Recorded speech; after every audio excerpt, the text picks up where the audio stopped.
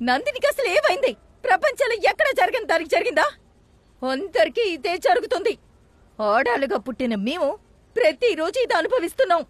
ఏ నీ చెల్లెలికి జరగలా? అడుగుతానే.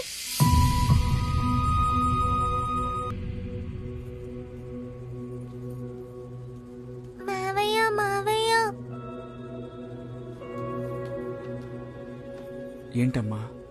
ఇక్కడ తాకితే తప్ప మావయ్య? ఏమ్మా? అంటే ఆటో డ్రైవర్ మావయ్య ఉన్నారు కదా, స్కూల్కి వెళ్ళేటప్పుడు ఓ కొట్లో ఆపి చాక్లెట్ కొనిచ్చి ఇక్కడ ఇక్కడ ఇక్కడంతా తాకేరు మావయ్య. నువ్వేమీ తెలియనట్టు తిరుగుతున్నావు.